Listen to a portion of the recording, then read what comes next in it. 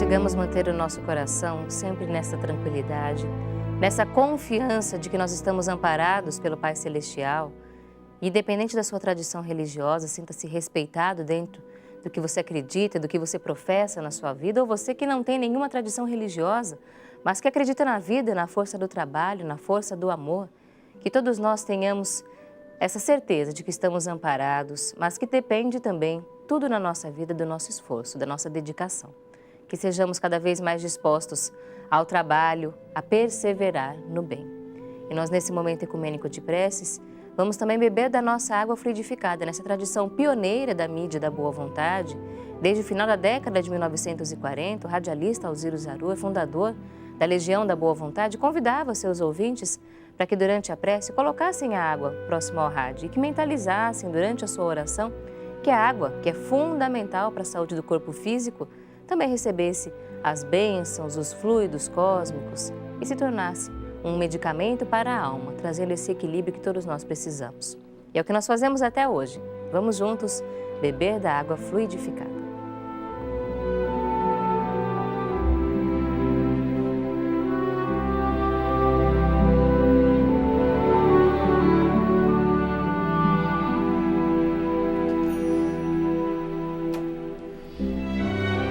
Nessa corrente ecumênica de preces de saúde, aqui no programa Viver é Melhor, pedimos por Márcia Aparecida Matos, de Conselheiro Lafayette, Minas Gerais, que acompanha o nosso programa, pede saúde e fortalecimento espiritual por toda a sua família, especialmente por seu esposo, Valdeci Clélio de Souza, que receba sempre esse amparo do Divino Mestre para alcançar todos os objetivos da família e vencer todas as dificuldades.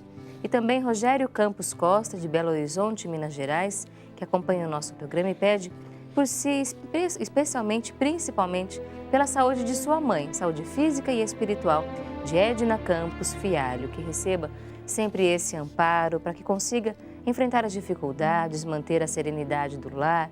E é importante que nós façamos sempre as nossas preces pelos nossos entes queridos, porque é aí que está a base da nossa felicidade, da nossa tranquilidade, o equilíbrio dentro da nossa casa. Mesmo que não seja um parente ligado a você pelas correntes consanguíneas, mas pela família, a humanidade, por aqueles que escolhemos levar conosco ao longo da nossa vida. É o que nós aprendemos sempre. A família, a humanidade deve ser bem cuidada. Que façamos a nossa parte. E nós vamos então agora juntos trazer este mantra sagrado da religião de Deus, do Cristo e do Espírito Santo, ensinado pelo irmão Paiva Neto, para fortalecer também a nossa casa a partir do equilíbrio do nosso coração. Quem confia em Jesus não perde o seu tempo, porque Ele é o grande amigo que não abandona amigo no meio do caminho. E é com esta segurança que nós vamos continuar em frente, cuidando melhor da nossa saúde. Todos os dias aqui no nosso programa, você sabe, nós falamos de temas de saúde, dos mais variados, de tudo que você puder imaginar, tudo aquilo que faz diferença na sua qualidade de vida.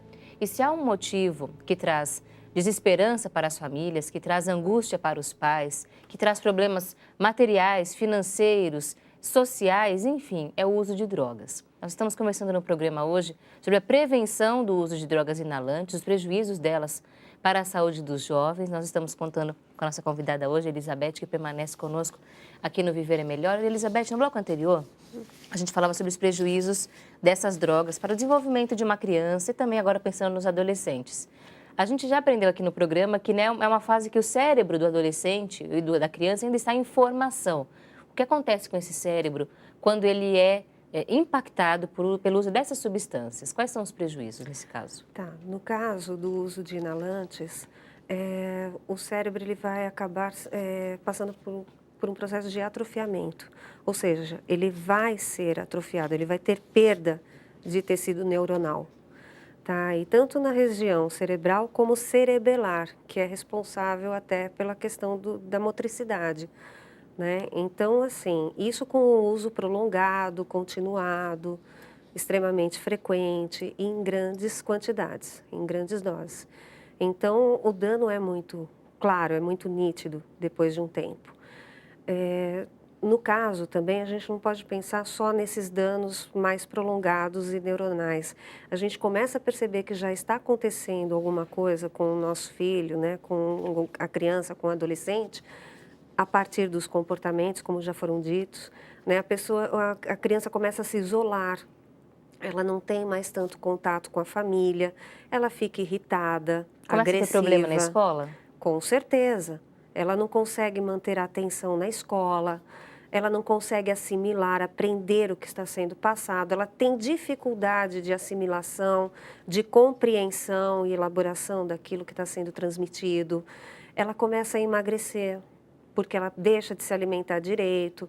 Por ser uma toxina, vai criar problemas gastrointestinais, então ele vai apresentar diarreias, ele pode apresentar vômitos, náuseas, né? Então, tudo isso são sintomas que a família que realmente está atenta consegue perceber, Quando né? a gente pensa no jovem brasileiro, nós vemos pesquisas que mostram, por exemplo, que na faixa etária da juventude, do adulto jovem, muitas mortes, a grande maioria acontece por motivos de violência. Mas a violência, por exemplo, no trânsito, a violência de brigas e que muitas vezes está associada ao consumo de algum tipo de substância, lícita ou ilícita. A droga inalante, nesse caso, também é um motivo de grande preocupação. Com certeza. Eu sinto uma falta muito grande de que realmente as pessoas não fizessem somente o teste, o bafômetro, como chamam, mas que fizessem um teste toxicológico, porque eu acredito que, infelizmente, nós teríamos muitas surpresas negativas, né? Mas com certeza, porque altera a percepção. Então, muitas vezes, no caso de inalantes, por conta dessa coordenação motora prejudicada, por conta da distraibilidade muito grande causada pelo uso dessa substância, então os traumas são muito mais recorrentes, né, em decorrência de quedas, de acidentes, isso é muito comum. Pela agressividade, por se tornar pessoas mais agressivas que utilizam substâncias, o que acontece? Ela vai ter mais situações de briga, né? Ela perde muito a questão do juízo, ela deixa a crítica de lado, então ela não vai medir consequências. Se nós falarmos de um jovem, de uma criança, de um adolescente, ele praticamente não tem limites, que é muito característico da idade. Ele ainda está numa fase de aprendizado e, de repente, tem essa substância inclusa Ele junto a perde ele totalmente a perde. capacidade de avaliação. Exatamente. Então, ele deixa de agir com coerência. Ele tem consciência, mas a consciência dele é totalmente distorcida. Então, é muito grave. E o inalante, muitas vezes, a pessoa pode achar, mas não tive nenhum problema. Se for dar problema, vai ser na área pulmonar. Não. As substâncias inalantes, elas vão atacar outros órgãos, mas de maneira meio que indireta. Por exemplo, a benzina, no caso. Ela vai ser metabolizada no fígado.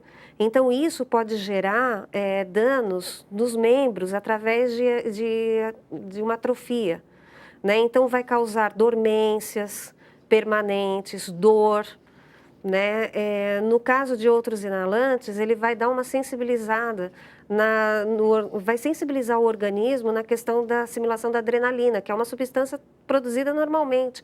E isso vai poder acarretar arritmias cardíacas, paradas cardiorrespiratórias, né? Um descompasso cardíaco que pode sim levar a óbito. Inclusive tem muitos relatos, né, de mortes súbitas em decorrente desses usuários de inalantes. E aí, essas informações que mostram o resultado devastador do uso dessas drogas na saúde, nas famílias, mostram o quanto é importante oferecer o quanto antes a essas crianças e a esses jovens uma opção para saírem dessa dependência. Tratamento. Sempre que a gente pensa em tratamento para drogas, a gente tem aquela impressão de que vai ser um período muito difícil, de que ele é desafiador, há o perigo das recaídas, a abstinência. As drogas inalantes causam esse mesmo impacto. Com certeza. Até porque a cultura desenvolvida no usuário de drogas, essa percepção alterada, não faz com que ele perceba de uma maneira fácil e clara a necessidade de um auxílio e de um tratamento, né? Num primeiro momento, todos os usuários, principalmente falando de criança e adolescente, eles acreditam que não são dependentes e que vão parar assim que eles decidirem. Então, eles não vão procurar ajuda sozinhos? Não, com certeza não. Isso é característico de todo dependente. Existem fases, né, com pré-contemplação, contemplação, enfim. No caso de crianças, os pais ainda têm a condição de impor esse tratamento. Agora, mas então eu vou ter que internar o meu filho? A maioria das pessoas pensam nisso. Não, não necessariamente. A internação é o último recurso. É quando realmente o caso já está muito evoluído e a pessoa não consegue entrar num processo de abstinência. Então, não é esse o tratamento, muitas vezes. O tratamento, ele requer um acompanhamento multidisciplinar. Então, é um psicólogo, um psiquiatra, muitas vezes um acompanhante terapêutico.